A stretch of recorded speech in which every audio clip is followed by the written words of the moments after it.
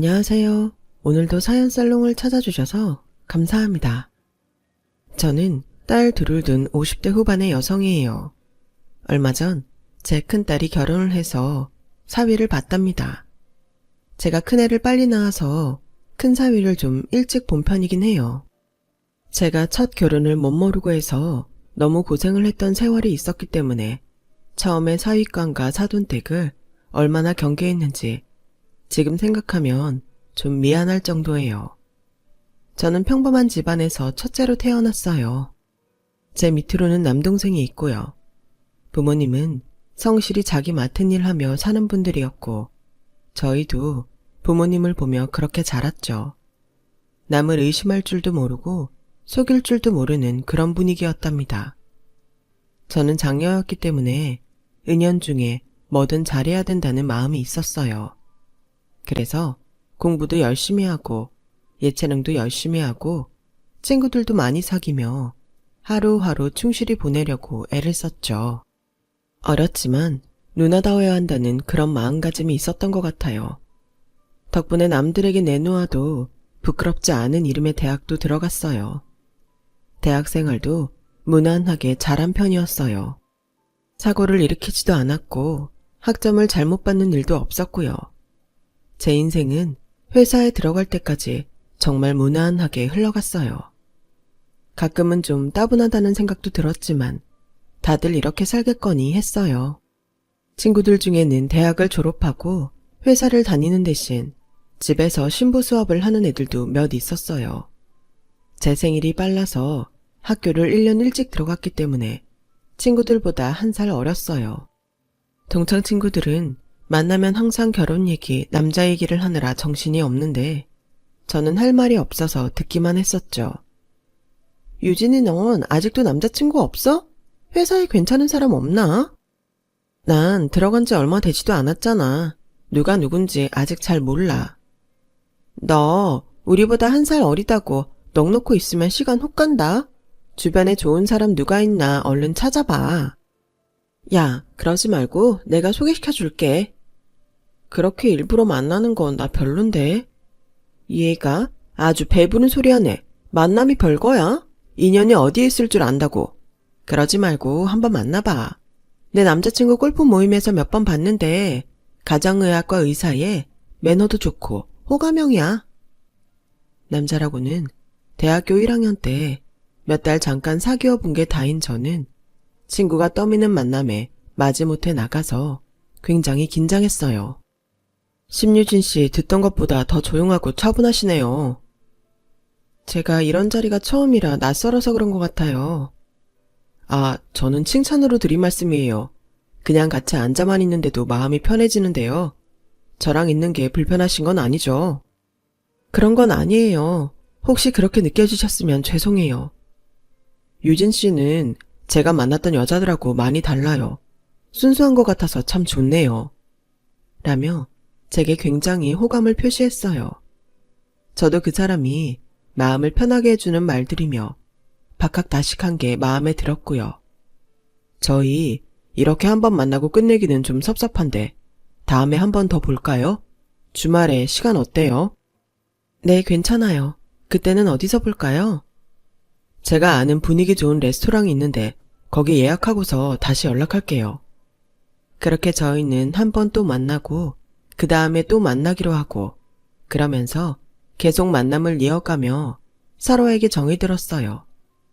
그리고 결국 만난 지 4개월이 좀 안 됐을 때 결혼을 결정하게 됐죠.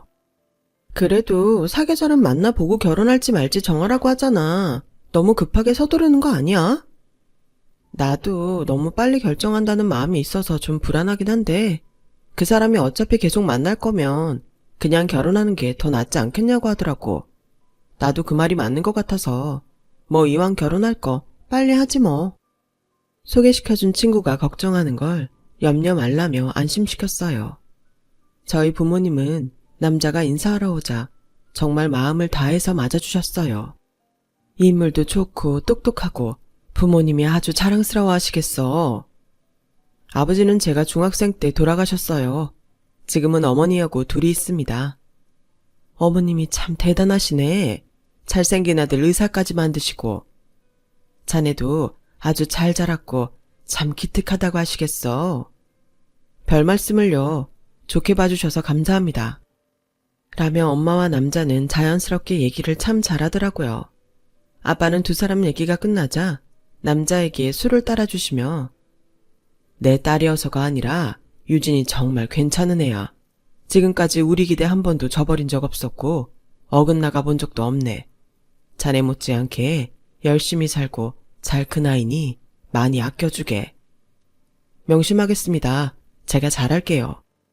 라며 공손히 술을 받아서 고개를 돌리고 마시더군요. 그런 모습을 보니 어쩐지 마음이 찡해지면서 말로 할 수 없는 감동이 밀려오더라고요. 정말 잘 살아야겠다고 저절로 다짐하게 됐죠.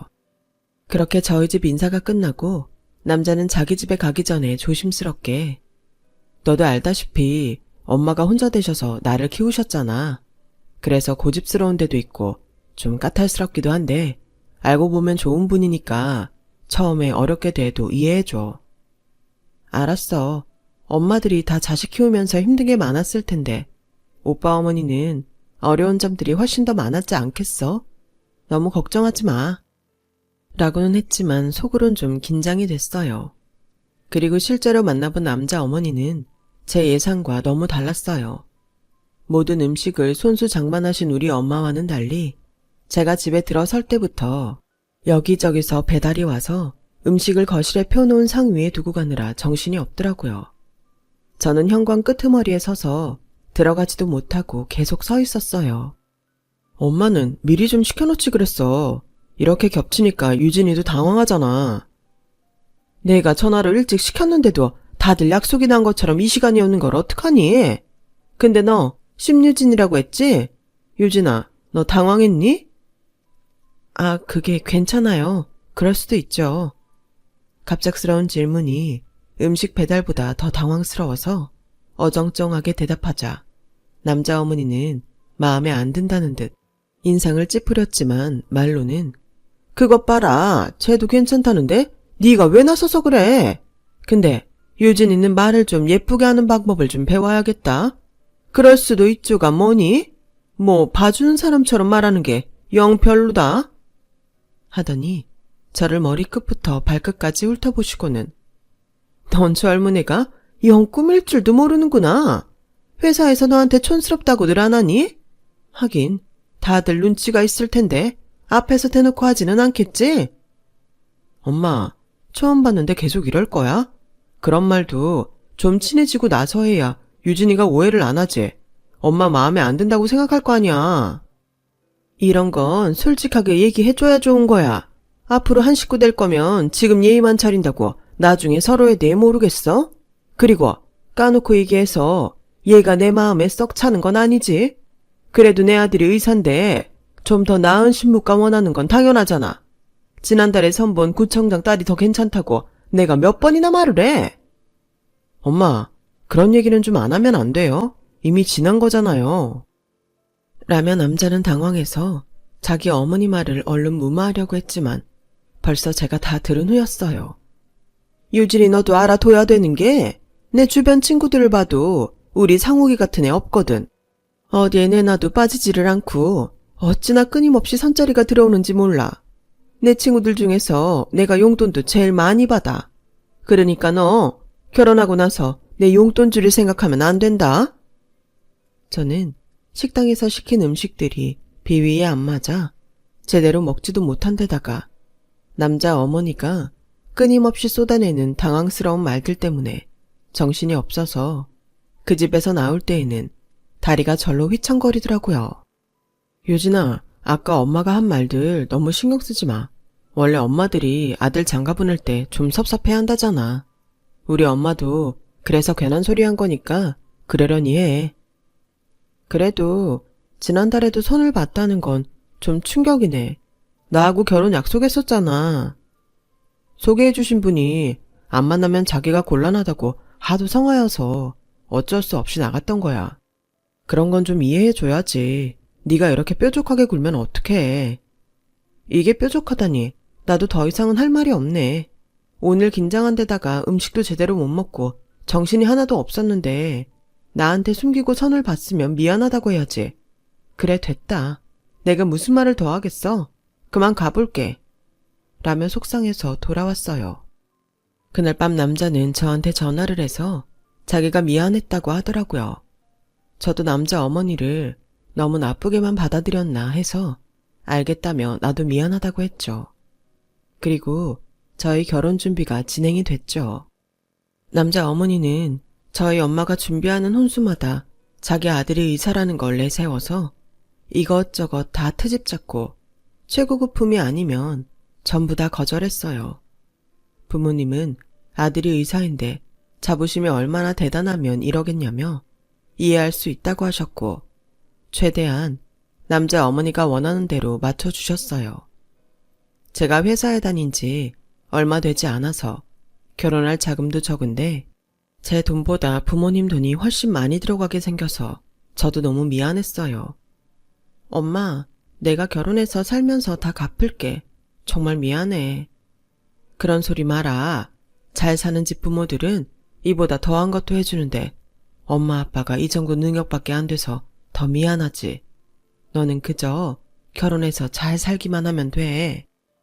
그렇게 저는 부모님의 배려로 결혼을 했고 남들처럼 싸우기도 하고 웃기도 하면서 신혼생활을 보냈어요. 시어머니가 저한테 딱딱하게 굴고 심술궂은 말을 하는 건 시간이 지나면 나아지겠지 하며 참고 넘어갔죠. 그리고 저희는 아이를 2년쯤 뒤에 가지려고 했는데 예상보다 빨리 생겨서 결혼하고 1년이 좀 넘었을 때에 딸아이를 출산하게 됐어요. 친정 부모님과 동생은 너무 축하한다며 갖가지 선물을 챙겨서 저의 병실을 채워줬어요. 그런데 시어머니는 뒤늦게야 임산부 패드 몇 개를 가져오셔서는 예정일보다 훨씬 일찍 나와가지고 난 친구들하고 여행도 못 가고 이게 뭐니? 근데 좀 전에 신생아실에서 얘를 봤는데 우리 상욱이는 하나도 안 닮았다. 우리 상욱이 애가 맞기는 맞는 거지? 어머니, 무슨 말씀을 그렇게 하세요? 여기 간호사들도 다 저보다 그이 많이 닮았다고 했어요. 그리고 어머니, 그 사람 애가 맞냐뇨. 그게 지금 막 애 낳은 저한테 하실 말씀은 아니죠.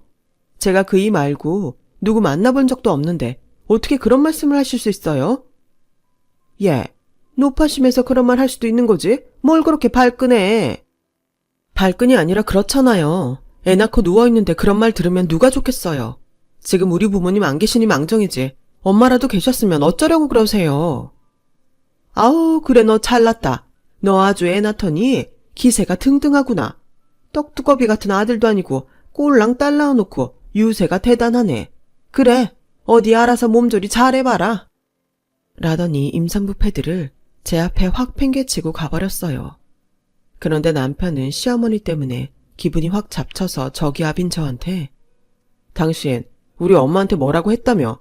노인네가 그러려니 하라니까. 왜 그렇게 참지 못하고 공격적으로 굴어? 아무리 당신이 지금 애 낳고 누워있어도 그렇지 나이 드신 분 비위 하나를 못 맞춰줘? 이러지 말자 우리.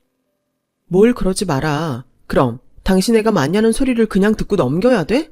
그건 산모한테 할 소리야. 당신이 이렇게까지 당신 엄마 편들 줄은 몰랐네. 라며 소리를 버럭 지르자 남편도 평소와 다른 제 모습에 놀랐는지 알겠다 미안하다 하면서 물러서더라고요. 그리고 퇴원을 한 뒤부터 저는 아이를 키우느라 정신이 없었어요. 남편은 병원 일이 피곤하고 힘들다는 핑계로 아이 기저귀 한번 갈지 않았고 밤이고 낮이고 아이가 울면 안아서 달래고 우유 먹이고 남편이 출근할 때 챙겨달라는 거 챙겨주고 저녁에도 밥상을 거의 12첩 반상으로 차려야 되는 힘든 일상들이 이어졌어요. 남편은 반찬 한 가지라도 부족하면 숟가락을 놓고 먹지 않았거든요. 그러다가 어느 날 남편이 집에 지갑을 놓고 갔길래 병원에 전화를 할까 하다가 바람도 쐴 겸 아이를 포대기에 업고 병원으로 갔어요. 그런데 병원 건물 주차장에 있는 남편의 차 안에서 남편이 웬 화려하게 생긴 여자와 깔깔 웃으며 얘기를 하고 있는 거예요. 저는 제가 죄를 지은 것도 없는데 몸을 숨기며 병원 간호사에게 지갑을 맡겨놓고 몰래 집으로 돌아왔어요. 그날 밤에 남편이 오더니 먼저 저한테 오늘 내 지갑 놓고 갔더라. 안 그래도 되는데. 내가 굳이 찾지 않으면 앞으로는 갖고 오지 마. 그래, 알았어. 근데 그 시간에 어디 갔었어? 잠깐 대학 때 친구 만났어. 남편은 제가 남편이 다른 여자와 있는 걸 봤을 거라는 생각을 못하는 것 같더라고요. 대학 친구면 그렇게 웃으며 얘기할 수도 있겠다 싶어서 넘어가기로 했어요. 그런 일로 일일이 잔소리하는 마누라가 되기 싫은 자존심도 있었죠. 그런데 남편은 계속 퇴근이 늦어졌고 학회다 모임이다 하며 외박을 하거나 새벽에 들어오는 일이 점점 많아졌어요. 저의 의심은 날이 갈수록 커졌고요. 그러던 어느 날 저는 정말 깜짝 놀랄 광경을 보고 말았어요. 친정엄마 생신이 다가와서 백화점에 쇼핑을 갔다가 친구를 만나 점심을 먹으려고 식당가에 갔었죠. 그런데 식당가에서도 제일 고급이라는 한정식 레스토랑에서 남편이 전에 차에 같이 있던 여자와 시어머니와 함께 나오는 거였어요. 바보처럼 저는 거기서도 제 몸을 제 친구 뒤로 숨겼어요. 셋이서 어찌나 분위기가 정겹던지 누가 봐도 제가 아닌 그 여자가 남편의 아내처럼 보이더군요. 저는 혹시나 친구가 남편을 알아볼까봐 여기서 밥 먹기 싫다며 허둥지둥 친구 손을 끌고 식당가에서 내려왔어요. 집에 와서도 제 손은 떨리고 심장은 계속 두근거렸어요. 남편은 아무리 전화를 해도 받지 않았고 밤 12시가 넘어도 올 생각을 안 하더군요.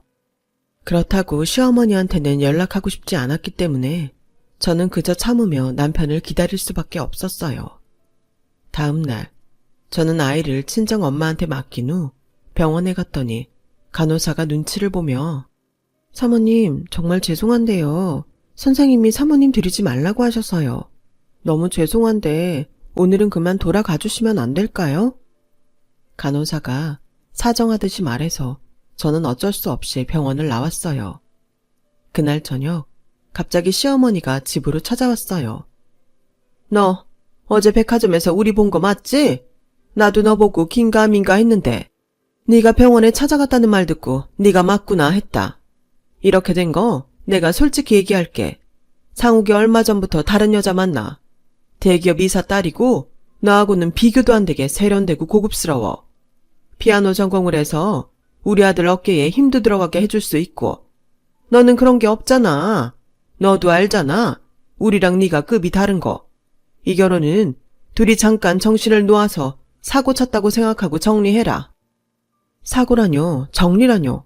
어떻게 그런 말씀을 하세요? 어머니가 결혼할 때 저희 집에 혼수 얼마나 요구하셨는데 그게 사고예요?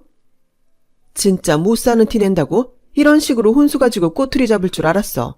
야, 다 돌려줄 테니까 제발 좀 다 갖고 나가줄래? 내가 이렇게 부탁할게. 라더니 며칠 후 정말 제가 집을 비운 사이에 제 물건을 싹 다 정리해서 친정으로 보냈더라고요. 집은 열쇠까지 전부 바꿔서 저는 들어갈 수도 없었어요. 저는 정식으로 이혼 소송을 하겠다고 했고 양육비를 주지 않으면 그 여자를 만나서 전부 사실대로 말하겠다고 했어요. 그러자 남자는 겨우 합의를 해주고 돈을 찔끔찔끔 보내더니 그마저도 몇 달 후부터는 제대로 보내지 않고 연락도 전혀 되지 않았어요. 한동안 아무 일도 하지 못하고 있던 저는 딸아이를 보며 정신을 바짝 차렸어요. 부모님도 무조건 제 편이라며 뭐든 원하는 걸 하라고 하셨죠. 저는 대학 때 친구가 자기랑 카페를 해보자는 말에 그러기로 했어요.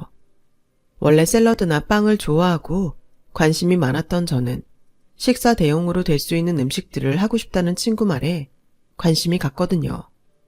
당시에는 지금처럼 브런치가 아주 대중적이지는 않았어요. 미국에 몇 년 갔다 온 친구는 유학 갔다 온 사람들이 주로 모이는 동네에 가게를 낼 준비를 하고 있었죠. 저희는 브런치와 베이글처럼 유학생들이 좋아할 만한 것과 한국인들 입맛에 맞는 샐러드를 개발해서 내놓았고 반응은 정말 폭발적이었어요. 저희 가게는 줄 서며 기다리는 사람들이 갈수록 늘어갔고 2년도 안 돼서 옆 가게까지 얻어 하나로 터서 자리를 늘렸어요. 그래도 손님은 계속 늘어만 갔고 저와 친구는 신메뉴를 개발하기 위해서 해외에 나가서 여러 가지 브런치와 샐러드를 먹어보고 연구했어요. 가게를 확정하고 3년 후에 친구는 저에게 2호점을 맡아보라고 하더군요. 전부터 2호점 내달라는 사람들이 많았는데 나는 유진이 네가 제일 잘할 것 같아. 아예 2호점 사장으로 등록하자. 너무 고맙긴 한데 내가 투자를 많이 한 것도 아닌데 그렇게 해도 될까 모르겠네. 이런 음식 사업 손발 맞추는 거 쉬운 거 아니야. 주변에서 실패하는 것도 많이 봤거든. 네가 있어서 나도 이렇게 잘 된 거니까 그렇게 하자. 그렇게 저희는 다른 지역에 2호점을 냈고 오픈하기 전날 저는 사장이 된 기념으로 엄마랑 딸을 데리고 쇼핑을 했어요. 먼저 강남의 유명한 미용실에 가서 엄마와 머리를 하고 거기서 메이크업까지 했죠. 세 사람이 예쁘게 꾸미고 그 건물을 나서는데 건물 청소를 하는 할머니가 밀대로 바닥을 닦다가 저희 딸 옆구리를 쳤어요. 아이가 아파서 우는데 미안하다는 말도 안 하길래 속상해서 한마디 했더니 그 할머니가 저희를 돌아보는데 저와 엄마는 완전 깜짝 놀랐어요. 바로 전 시어머니였거든요. 시어머니도 저희를 알아보더니 딸아이를 잡고 네가 민지구나? 그렇지? 하는데 엄마가 시어머니를 뒤로 밀치며 아이를 안았어요. 어디 감히 우리 귀한 소녀한테 손을 대요? 얼른 가자. 아주 기분 좋았다가 다 망치겠다. 라며 먼저 앞장서서 나갔고 저도 엄마 뒤를 따라 나갔어요. 그러자 시어머니는 저를 붙잡더니 손녀 제대로 못 보고 산 세월이 얼만데 이대로 가면 어떡하냐? 내가 할머니라는 건 알려줘야지. 알아서 뭐 하라고요? 댁에 아들애 맞냐던 애한테 뭐하러 알려요? 위자료도 제대로 안 주고 연락도 끊더니 이제 와서 할머니 노릇하고 싶으세요? 그런 건 그 잘난 대기업 이사 딸이 낳은 애한테나 하세요. 그냥 그거 다 거짓말이었어.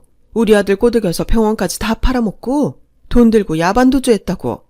상욱이는 한 푼도 없어서 지금 친구네 병원 페이닥터 하다가 주식 투자가 완전히 망해서.